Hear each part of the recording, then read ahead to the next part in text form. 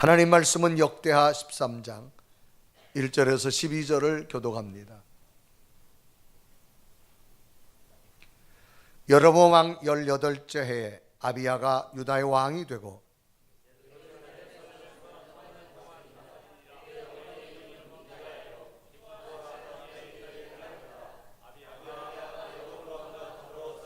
아비야는 싸움에 용감한 군사 40만 명을 택하여 싸움을 준비하였고 여로보암은 큰 용사 80만 명을 택하여 그와 대진한지라.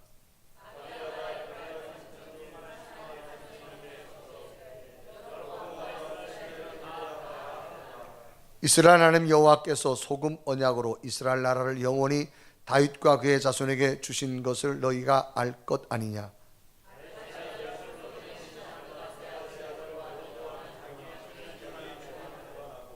남봉꾼과 잡배가 모여 따름으로 스스로 강하게 되어 솔로몬의 아들 르호보암을 대적하였으나 그때 르호보암이 어리고 마음이 연약하여 그들의 입을 능히 막지 못하였느니라.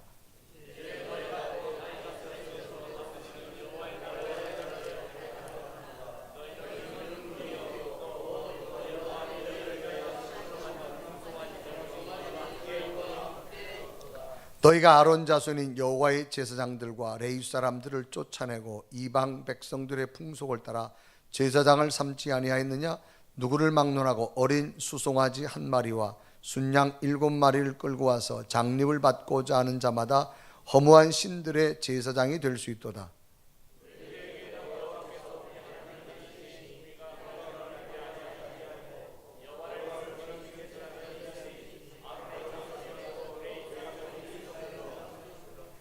매일 아침 저녁으로 여호와 앞에 번제를 드리며 분향하며 또 깨끗한 상에 진설병을 놓고 또 금 등잔대가 있어 그 등에 저녁마다 불을 켜나니 우리는 우리 하나님 여호와의 계명을 지키나 너희는 그를 배반하였느니라.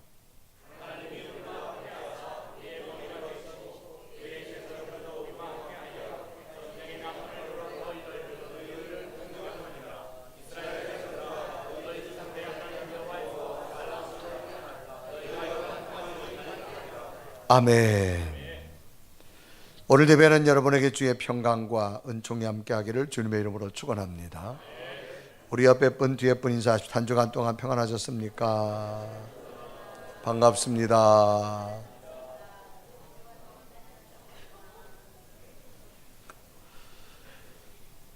어느 고양이 한 마리가 사냥감을 찾다가 쥐를 한 마리 발견했습니다. 그래서 쥐를 잡으려고 쫓아갔지요. 깜짝 놀란 쥐가 잡히지 않으려고 있는 힘을 다해서 도망을 갑니다. 그런데 그만 고양이가 쥐를 놓쳐버렸습니다. 잡힐 듯 말 듯 하다가 조그만 쥐 구멍으로 쥐가 쏙 들어가 버리는 거예요. 자, 이제 다 잡을 만했던 쥐를 놓쳐버린 고양이가 굉장히 속상하겠죠. 그래도 포기하지 않고 쥐 구멍 앞에 이제나 저제나 쥐가 나오나 기다리고 있습니다. 쥐가 나올 리가 없지요. 그래서 생각을 했습니다. 갑자기 고양이가 그 구멍 앞에서 멍멍 그랬습니다. 그 순간 그 소리를 들은 쥐가 헷갈렸습니다.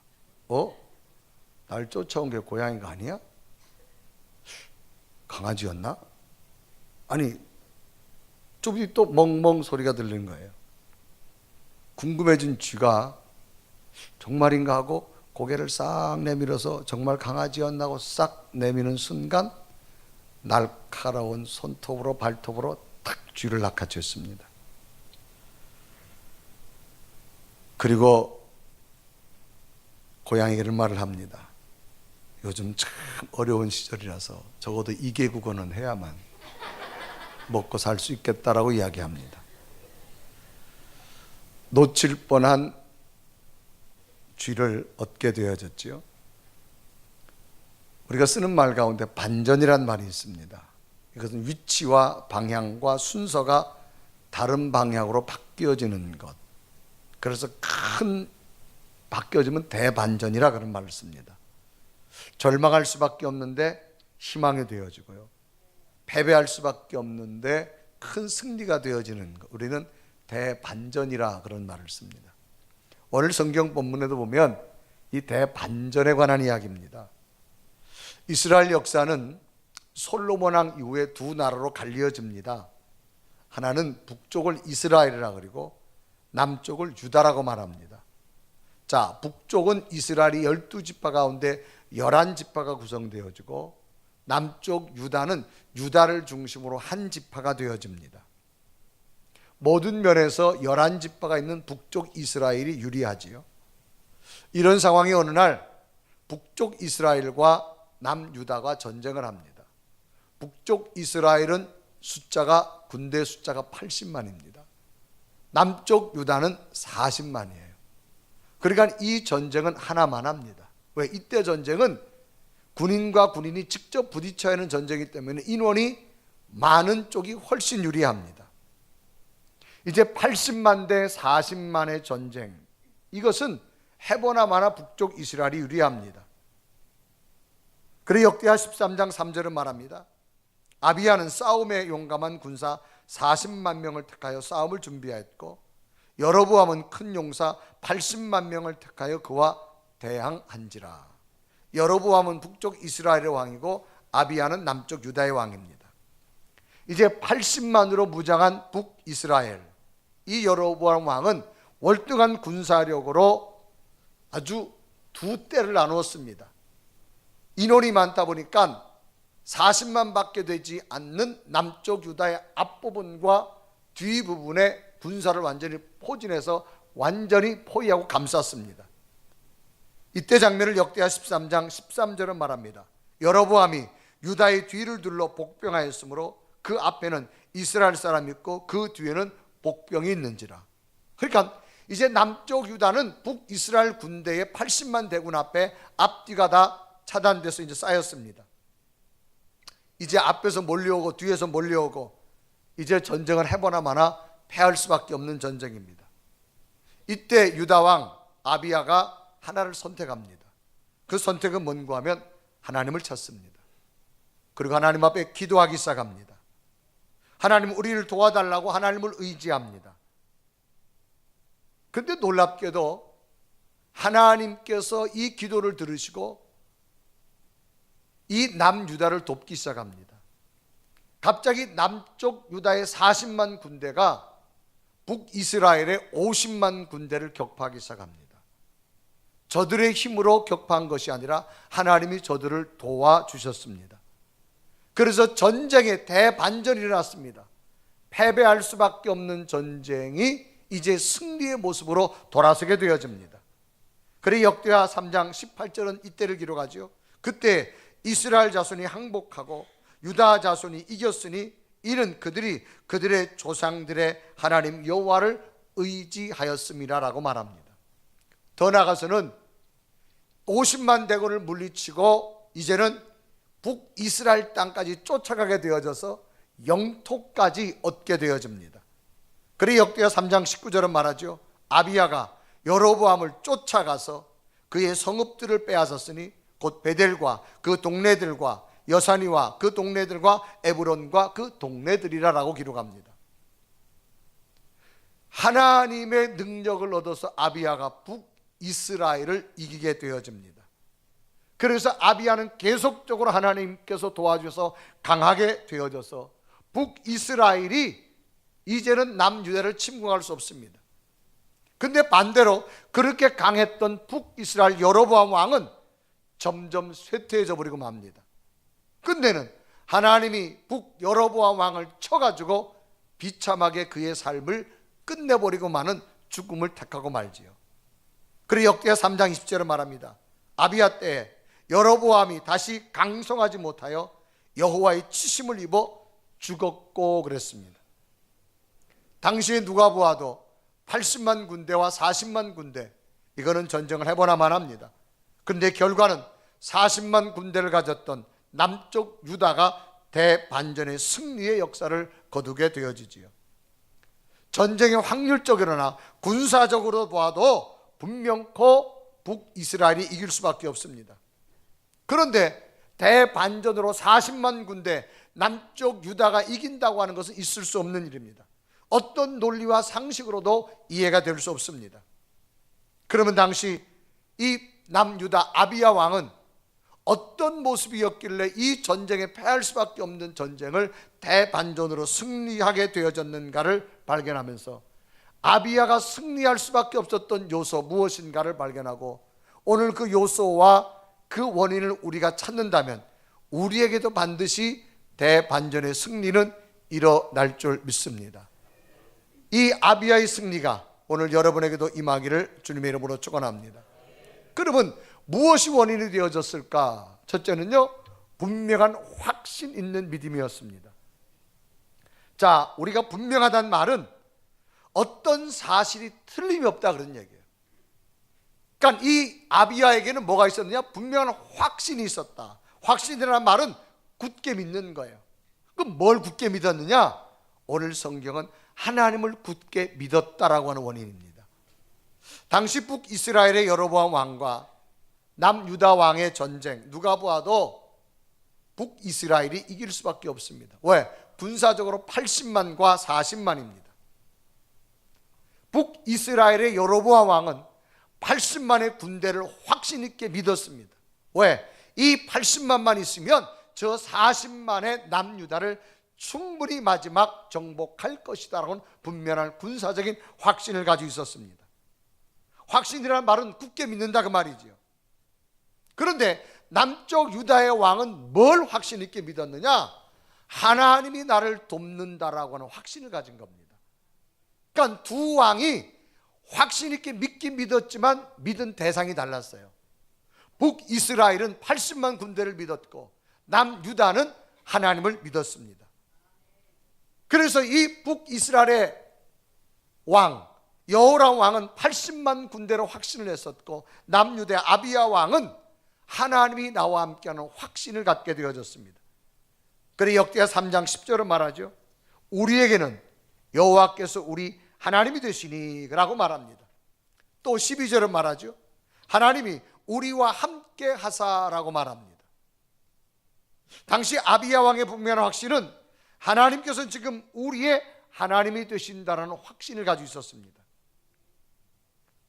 북이스라엘 왕과 남유다의 왕은 너무나 대조적인 확신을 가지고 있었습니다. 북이스라엘 여러 왕은 군사적인 힘의 확신이었다면 아비야의 확신은 하나님이 함께하는 믿음의 확신이었습니다. 사람은 확신 있는 쪽을 선택하게 되어집니다. 이스라엘 역사에 보면 처음에는 남과 북 왕국이 다 하나님 백성이었어요. 그런데 북과 남이 갈라집니다. 그러다가 자연히 어떻게 되느냐? 북쪽은 여로보암 왕이 그 북쪽 이스라엘 11지파를 다스리게 됩니다. 남쪽 유다 아비야 왕입니다. 그런데 갑자기 어떤 현상이 생기느냐? 북쪽은 이 여로보암 왕은 하나님 섬기는 것을 폐쇄시켜 버립니다. 자기 나라에 있던 제사장들을 다 죽이고 쫓아냅니다. 그리고 이 북쪽 이스라엘 남쪽으로 하나님 앞에 예배드리러 가던 길을 차단해 버리고 북쪽 이스라엘에다가 오히려 금송아지를 만들어 놓고 우상을 만들어 놓습니다. 그리고 자꾸 예배를 하러 가니까 차단 버리고 가짜 제사장들을 만들어 놓기 시작합니다. 그래서 하나님을 저버리고 우상을 섬기는 나라로 되어져 버리고 맙니다. 그리고 역대하 3장 13장 9절을 말합니다. 너희가 아론 자손인 여호와와 제사장들과 레위 사람들을 쫓아내고 이방 백성들의 풍속을 따라 제사장을 삼지 아니하였느냐? 제사장도 다 쫓아내고 이방 사람 풍속을 짜쳐서 이제 우상의 나라로 되어버립니다. 그러나 남쪽 유다 아비야 왕은 하나님을 신뢰하며 모든 일을 할 때에 하나님을 찾았고 모든 일을 할 때에 하나님이 세운 제사장과 더불어 모든 일을 하기 시작합니다. 그래 역대하 13장 13절에 이기로 가죠. 우리에게는 여호와께서 우리 하나님이 되시니 우리가 그를 배반하지 아니하였고 여호와를 섬기는 제사장들이 있으니 아론의 자손이요 또 레위 사람들을 수종들라 그랬습니다. 그러니까 우리에게는 하나님이 있고 또 하나님이 세운 제사장들이 있으므로 우리는 이길 거라는 확신을 갖습니다. 남쪽 유다는 모든 일을 하나님과 의논하고 하나님이 세운 제사장들과 함께 의논합니다. 이것은 철저히 하나님을 신뢰하고 있는 남유다의 모습을 의미하죠. 그래서 남유다는 비록 40만 명밖에 안 되지만 80만 명이 공격해오는 북이스라엘을 바라보면서 절망하지 않고 하나님이 우리와 함께 하심으로 하나님이 우리를 도와주실 것이라고는 분명한 믿음의 확신을 갖게 되어집니다. 북이스라엘의 여로보암의 확신은 남유다의 확신과는 다릅니다. 하나님을 다 버려버렸습니다. 제사장들을 다 쫓아내버렸습니다. 오히려 그들은 80만 명의 군대를 믿고 전쟁을 하게 됩니다. 그런데 왜 80만 명의 군대가 승리하지 못하고 40만 명의 군대가 승리하게 되어졌을까? 그것은 하나님이 도우셨기 때문입니다. 오늘 우리에게 필요한 것이 과연 무엇일까? 하나님이 우리와 함께, 하나님이 나와 함께 한다는 믿음의 확신을 가지시기를 바랍니다. 그러면 정말로 이 믿음의 확신이 우리들의 삶의 현장 속에서도 작동되느냐라고 하는 게 중요합니다. 자, 여러분들이 전자제품 하나를 사왔어요. 비싼 돈을 사왔는데 그게 작동이 안 돼요. 그럼 아무리 비싼 전자제품을 돈 주고 샀어도 그건 의미가 없습니다. 작동되느냐 안 되느냐가 중요합니다. 정말 우리 속에 믿음의 확신이 있다면 이 믿음이 내 삶의 현장에 얼마나 작동되느냐라고 하는 게 중요합니다. 예수님 당시에도 보면 예수님께서는 제자들 향해서 늘 믿음을 점검을 하시게 되는데 그 점검하면 쓰는 말이 뭐냐? 이 믿음이 적은 자들아, 이 믿음이 적은 자들아라고 하면서 제자들을 책망하시게 되는 것을 봅니다. 그건 왜 그런가 하면 적어도 예수님의 제자들까지 되어졌다라고 한 믿음이 있는 사람이에요. 그런데 어느 날 보니까 예수님께서 저들의 믿음이 뭐가 안 되는 거야? 작동이 안 되는 거예요. 제자는 제자인데 믿음이 작동이 안 돼요. 전자제품을 좋은 걸 사가지고 오긴 사가지고 왔는데 뭐가 안 된다? 어려워요 질문이? 뭐가 안 된다? 작동이 안 돼요. 그래서 주님은 주님의 제자들로 부림받았음에도 불구하고 저들의 믿음이 작동이 안 되는 걸 보고 주님은 책망하시게 되어집니다. 자, 여러분 전자제품 사왔어요. 작동이 안 돼요. 어떻게 해요? 발로 꽉 걷어차요? 반품? 서비스 센터를 불러요? 자, 그래서 마태복음 8장 26절을 보면 주님께서도 제자들의 믿음에 작동이 안 되는 걸 뭐라 말하느냐? 거기 보니까 예수께서 이르시되 어찌하여 무서워하느냐? 믿음이 작은 자들아 하시고 곧 일어나 바람과 바다를 꾸짖으신 아주 잔잔해져. 여기 보면 제자들을 믿음이 작동이 안 되는 것을 믿음이 작은 자라고 표현합니다. 이 믿음이 적다, 올리고 피스토스라는 말은 신뢰하지 않고 의심으로 가득 찬 상태가 믿음이 적다 그 말입니다. 신뢰하지 않고 의심이 가득 찼다 그 말이에요. 마태복음 8장에 보면 어떤 사건이 나오느냐? 한 장에 세 가지의 큰 사건이 나오는데 첫째는 뭐냐? 예수님께서 나병 환자를 고치는 사건이 나타납니다. 당시 나병 환자는 오늘날 말하면 문둥병 환자들이죠. 도저히 못 고치는 병이에요. 일반 사람들과 함께 살 수 없어 격리되어 살아갑니다. 그런데 예수님께서 그 나병 환자를 고쳐주게 됩니다. 그래 마태복음 8장 3절에 기록하죠. 예수께서 손을 내밀어 그에게 대시며 이르시되 내가 원하노니 깨끗함을 받으라 하시니 즉시 그의 나병이 깨끗하여 진지라. 자, 이 나병 환자가 깨끗해졌어요. 얼마나 놀라겠습니까 사람들이. 또 하나는 로마의 백부장이 찾아왔는데 와가지고 자기 집에 있는 하인이 병이 들렸다 그래요. 근데 백부장이 믿음이 좋아요. 그래서 주님께서 백부장을 따라 집에 가려고 하니 백부장이 뭐라 하면 주님 오지 마시고 여기서 말씀만 하셔도 난 내 집에 있는 하인이 나을 줄로 믿습니다. 그런데 주님께서 거기서 말씀하는 그러냐? 그럼 내 믿음대로 나으라 그렇게 말합니다. 근데 놀랍게도 집에 있는 백부장의 하인이 낫는 역사가 나타납니다. 그래 마태복음 8장 13절에 말하죠. 예수께서 백부장이 이르시되 가라 내 믿음대로 될지라 하시니 그 즉시 네 하인이 나으니라. 주님이 뭐 가서 기도해 주신 것도 아니고 말씀만 했는데 집에 있는 백부장의 하인이 낫는 걸 제자들이 목격하는 거예요. 또 하나는 주님의 제자 가운데 베드로 장모님이 열병이 걸렸어요. 막 열병이 나서 어쩔 수 없어요. 그런데 주님께서 그 열병을 고쳐주게 됩니다. 그래 마태복음 8장 15절에 말하죠. 그의 손을 만지시니 열병이 떠나가고 여인이 일어나서 예수께 수종들더라라고 말합니다.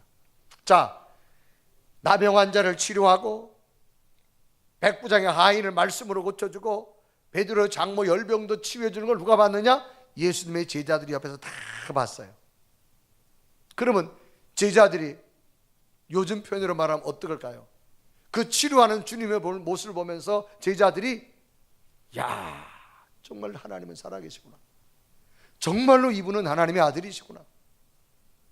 오늘 말하면 은혜 위에 은혜 위에 은혜 위에 은혜를 받았을 거야.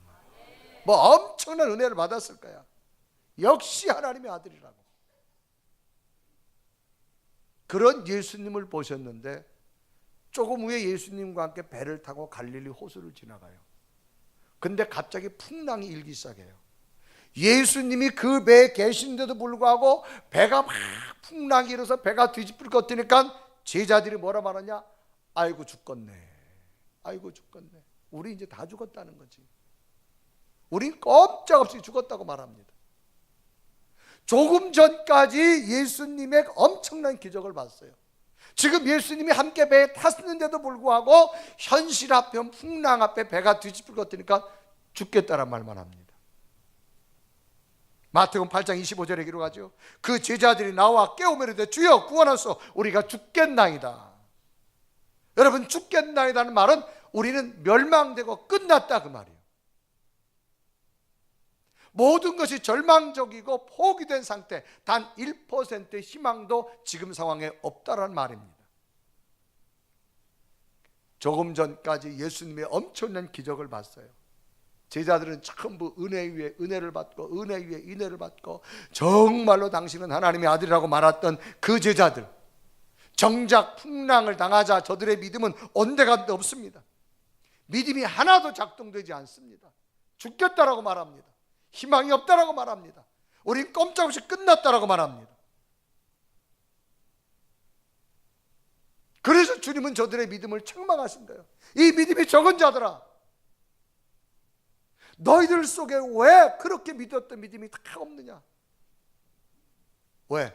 믿음이 작동이 안 된 거예요. 여러분 오늘 우리에게 정말 중요한 것은요, 믿음이 현실 속에서 작동되기를 바랍니다. 좋은 전자제품 비싼 돈 주고 사왔어요. 작동이 안 되면 어떻게 해요? 어려우세요 질문이? 네? 아무 소리도 안 해요?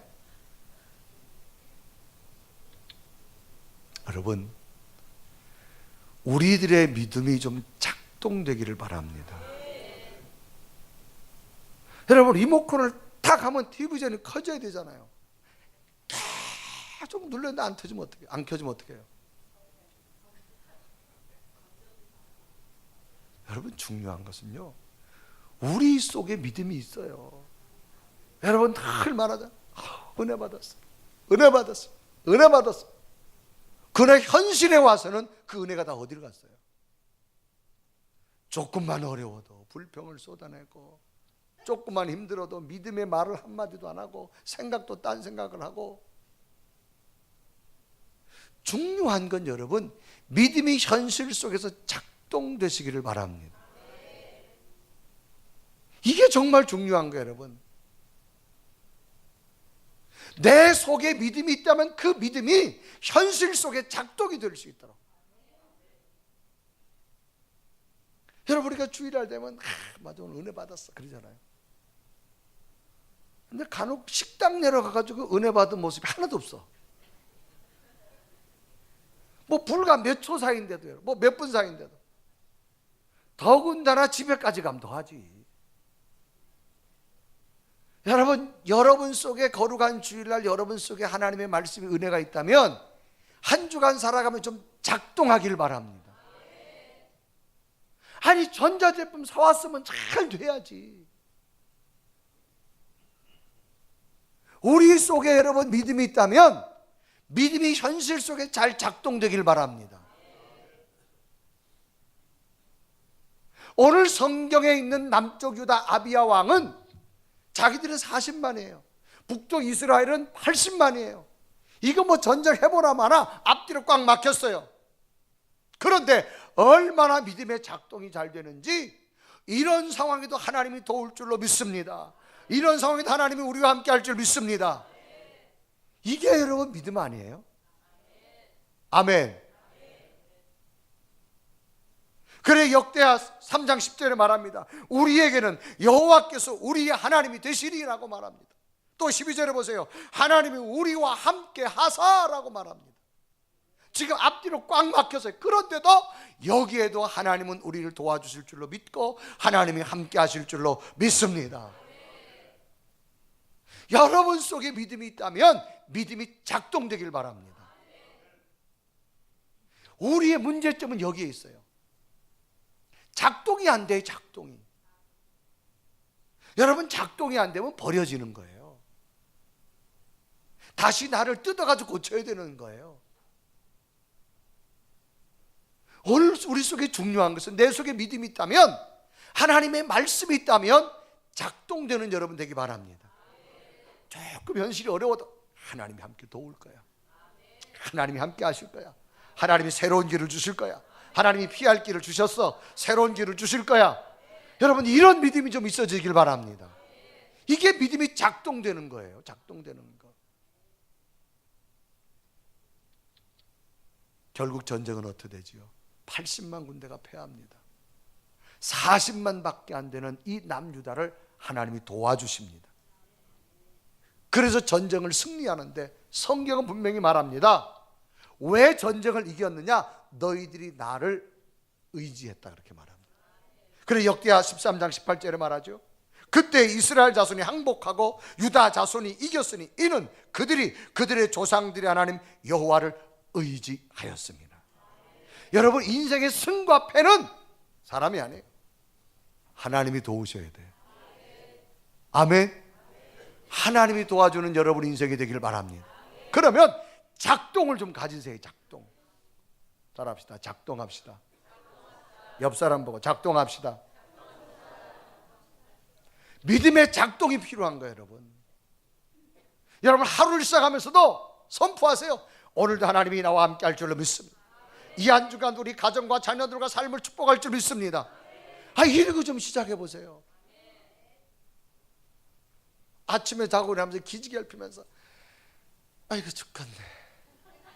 그러면 여러분 하루 종일 죽어요. 중요한 것은 내 속에 믿음이 있다면 하나님 지금 어렵지만 내 미래는 하나님이 새롭게 만들어줄 줄 믿습니다. 이런 믿음의 작동이 있길 바랍니다. 여러분 작동합시다. 아멘. 위에 층은 왜 아멘 안 해요? 아멘.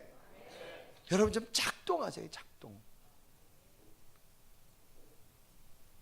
기계도 잘 작동되어져야만 능률이 오르듯이 오늘 우리에게 믿음이 있다면 그 믿음의 작동이 되십시오. 그래서 아비야는 앞과 뒤로 80만 군데 다 쌓였어요. 그런데도 하나님이 우리와 함께 하십니다. 하나님을 도우십니다. 결국 전쟁에 승리했는데 성경은 분명히 말합니다. 너희들이 나를 의지하였다. 여러분 인생 여러분이 세우려고 하지 마세요. 세워주시는 하나님을 붙드시기를 바랍니다. 그럼 두 번째로 무엇 때문에 이처럼 전쟁에 승리했을까? 참된 예배가 있었어요. 이 남유다 아비야 왕은 적군을 향해서 분명히 말합니다. 뭐라 말하느냐? 우리의 군대는 지금 절반밖에 되지 않는다. 그런데 우리는 반드시 전쟁에서 이길 것인데 우리에게는 하나님이 함께함으로 우리는 그 하나님 앞에 예배를 드린다라고 말합니다. 그런데 북쪽 이스라엘은 베델에 금송아지를 만들어 놓고 우상의 제단을 만들었어요. 그리고 제사장들을 다 쫓아내버렸어요. 그리고 이상한 제사장들을 모집하는데 엉터리 제사장들을 막 세우는 거예요. 몇 마리 짐승만 끌고 와도 아무렇게나 제사장을 막 세워버렸어요. 그때 장면을 역대하 13장 9절에 이렇게 기록합니다. 너희가 아론 자손인 여호와의 제사장들과 레위 사람들을 쫓아내고 이방 백성들의 풍속을 따라 제사장들을 삼지 아니하였으나 누구를 막론하고 어린 수송아지 한 마리와 순양 7마리를 끌고 와서 장립받고자 하는 자마다 허무한 신들의 제사장이 될 수 있었도다. 엉터리 제사장을 막 세운 거예요. 그러나 남유다 아비야 왕은 고백이 다릅니다. 우리들이 예배 가운데 계시는 하나님이 분명히 함께 하실 줄로 믿습니다. 그래서 역대하 13장 11절에 이르고 합니다. 매일 아침 저녁으로 여호와 앞에 번제를 드리며 분향하며 또 깨끗한 상에 진설병을 놓고 또 금 등잔대가 있어 그 등에 저녁마다 불을 켜나니 우리는 우리 하나님이 여호와의 계명을 지키나 너희는 그를 배반하였느니라. 이 말은 뭐예요? 우리는 하나님이 있어서 내가 지금 예배를 드리지만 너희들은 예배를 버렸다, 그 말이에요. 그래서 하나하나 풀이해보면 역대하 13장 11절에 매일 아침 저녁으로 번제를 드리며 라는 말이 있습니다. 이 말은 뭐냐? 날마다 하나님을 잊지 않으며 우리의 죄를 고백하며 하나님 앞에 예배한다는 얘기입니다. 또 하나는 11절에 보면 또 깨끗한 상에 진설병을 놓고 날마다 하나님 은혜를 감사하며 저녁마다 우리의 값진 것을 하나님 앞에 감사로 드린다, 그 얘기입니다. 또 11절에 보면 또 금 등잔대가 있어 그 등에 저녁마다 불을 켜나니 하나님이 영광의 빛을 사모하며 그 빛 안에 나도 거하겠습니다 하며 등잔에 불을 켜는 삶을 말합니다. 이 말은 뭐예요? 날마다 온전하고 참된 예배를 드린 나라가 자신들의 나라는 비록 분전이 약하지만 하나님이 예배 가운데 도와줄 줄로 믿습니다. 예배가 뭐예요? 하나님 만나는 시간입니다. 예배란 말은 히브리어로 아바드라는 뜻입니다. 여기는 봉사, 섬긴, 엎드리다, 굴복하다 그런 뜻이 있어요. 영어로 worship이라는 단어입니다. 여기는 가치와 신분, 이것은 존경과 존귀, 가치 있는 존재로 인정하는 게 뭐냐? 예배입니다. 즉 하나님을 최상의 가치로 인정하며 그 하나님을 향해서 내가 존경과 영광을 올려드리는 것, 이게 예배입니다. 그래서 하나님을 의식하며 내 전 인격을 다하여 하나님 앞에 기도를 드리고 찬양을 하고 말씀을 듣고 하나님의 임재를 경험하며 내 죄를 고백하며 하나님 앞에 내 삶을 온전히 드리는 헌신의 모습이 예배라는 겁니다. 그래서 지금 사방은 북이스라엘 군대가 앞뒤로 막았지만 그들은 하나님 앞에 예배를 드리기 시작합니다. 이 예배 속에 하나님은 승리하는 전쟁을 만들어준 줄 믿습니다. 오늘 여러분, 이 거룩한 주일날 예배하러 나온 여러분, 하나님을 온전히 높이십시오. 하나님이 여러분 찾아오실 거예요. 이 예배 속에 여러분 기도가 응답될 것이고, 이 예배 속에 하나님께서 여러분 미러 속에 새로운 복된 은혜를 주실 줄로 믿습니다. 그러니까 여러분, 예배는요 정말로 내가 하나님 앞에 드려지는 온전한 예배가 되기를 바랍니다. 우리 그런 말 했어요. 예배 드리러 갑시다 라는 말이 있고 예배 보러 갑시다 하는 말이 있어요. 똑같지만 의미는 달라요. 예배 보러 갑시다, 그건 구경 가는 거예요. 예배 드리러 갑시다, 내가 온전히 하나님 앞에 드리러 가는 예배입니다. 예배가 드려지는 예배가 되길 바랍니다. 어느 부부가 예배를 드리고 집으로 돌아가면서 이야기를 합니다. 아내가 말합니다. 남편 보고, 여보 오늘 교회 가서 예배 보다 보니까 그 권사님네 아주 좋은 차로 싹 바뀌었대. 그거 봤어? 남편이, 아니 못 봤는데 그랬어요. 아내가 말합니다. 오늘 그 장로님네 그 부인 그 권사님 민국 코드 새로 싹 바뀌고 왔대. 그거 봤어? 못 봤는데 그랬어요. 그럼 여보 오늘 목사님 설교할 때 넥타이 삐뚤어진 거 봤어? 그러니까 못 봤는데 그랬어요. 오늘 그 찬양단에 그 성가대에 있던 그 집사님이 립스틱 무지하게 짙게 발랐잖아. 그거 봤어? 못 봤는데. 그러니까 아내가 화가 나가, 당신이 그 예배 가서 뭐 했냐고, 잠만 잤냐고, 그것도 못 보고. 나는 말씀 듣느라고 아무것도 못 봤어요. 아멘한 자에게 이런 은혜가 임할 줄 믿습니다. 부인은요 예배 보러 간 거예요. 사람 보러 갔어요. 남편은요 하나님 예배 드리러 갔어요. 여러분, 주일날 예배는 하나님께 드리러 오시길 바랍니다. 괜히 사람 보다가 시험 들지 마세요. 아멘. 여기서 예배 잘 드리고 밑에 들어가서 밥 기다리다가 누가 새치기 했다가 그것 때문에 시험 들지 말라 그 말이에요. 아멘. 근데 우리는 여러분 예배에서 시험은 안 들어. 사람 때문에 넘어지. 사람 때문에. 왜? 사람 보는 거예요. 사람 보는 거. 사람 보지 않길 바랍니다. 드려지는 예배가 되십시오. 아멘. 이게 중요한 거. 이게 중요한 거 여러분. 근데 우리는 뭐예요? 사람 때문에 여러분 예배 보러 왔기 때문에 이렇게 넘어지고 저렇게 넘어지잖아요. 드려지는 예배가 되길 바랍니다. 그러면 이 남유다의 아비야 왕은 이런 믿음의 확신, 이 살아있는 예배가 어디서부터 생겼느냐? 이유는 하나입니다. 말씀을 믿었습니다. 세 번째는 말씀의 신뢰가 아비야에게 있었습니다. 그래서 이 아비야에게는 이런 하나님의 살아계심, 이 예배 가운데 역사하시는 하나님으로부터 지금 내게도 분명히 역사하실 하나님을 믿을 원동력은 말씀을 믿었기 때문인 줄 믿습니다. 그래서 성경에 보면 이 아비야 왕은 말씀을 뭐에다 비유했느냐? 소금이라는 단어를 써요. 소금. 여러분 소금 뭐예요? 예전에도 짜고 지금도 짜고 앞으로도 짤 겁니다. 소금이 절대 달아지지 않습니다. 제가 예언할게요. 소금은 절대 안 달아집니다. 제 예언이 끝까지 갈 겁니다. 아멘. 이 측은 안 믿어져요? 소금이 여러분 앞으로 계속 짤 거예요. 그래서 성경은요 이 말씀을 소금에다 왜 변하지 않는다 그 말이에요. 그래서 역대하 13장 5절에 말합니다. 이스라엘 하나님 여호와께서 소금 언약으로 이스라엘 나라를 영원히 다윗과 그의 자손에게 주신 것을 너희가 알 것이 아니냐. 여러분 말씀은 절대 안 변합니다. 아멘. 그래서 일찍이 소금에 관한 언약을 민수기서 18장 19절에 말합니다. 이스라엘 자손이 여호와께로 거제를 드리는 모든 성물은 내가 영구한 몫의 음식으로 너와 내 자녀에게 주노니 이는 여호와 앞에 너와 내 후손에게 영원한 소금의 언약이다. 하나님이 약속의 소금처럼 언약 말씀이 절대 변하지 않은 걸 의미합니다. 여러분 우리는 하나님을 볼 수 없습니다. 하나님 주신 말씀을 통해 하나님을 알 수 있습니다. 이 말씀은 절대로 변하지 않는 줄로 믿습니다. 소금은 예전에도 짰고요 지금도 짜고요 앞으로도 짜요. 여러분도 어디 가서 예언하세요. 그 예언이 반드시 될 겁니다. 아멘. 하나님 말씀은 과거나 지금이나 미래나 변하지 않습니다. 그 약속의 말씀을 붙드시기를 바랍니다. 성경에 보면 다윗이란 어린 소년이 사울 왕 때문에 도망을 다닙니다. 사울은 왕입니다. 분사력을 동원해서 다윗을 그렇게 쫓아서 죽이려고 그래요. 그래서 다윗이 도망을 다닐 수밖에 없는데 한 번은 엔게디라고 하는 마을로 숨어들었는데 이 엔게디 사람들이 사울 왕한테 고발했어요. 그래서 사울 왕이 3,000명의 군대를 가지고 이 엔게디 작은 마을을 완전히 포위합니다. 여러분 사람 소년 하나 잡으려고 현직 왕이 3,000명의 군대를 데려온 거예요. 이때 장면을 사무엘상 24장 2절에 기록합니다. 사울이 온 이스라엘에서 택한 사람 3,000명을 거느리고 다윗과 그의 사람들을 찾으러 들렴소 바위로 갈세 그랬어요. 그러니까 그 좁은 엔게디 마을에 다윗이 숨어 있을 수 없어서 도망가다 한 동굴 속에 들어갑니다. 이제 동굴 속에 숨어 있는 거예요.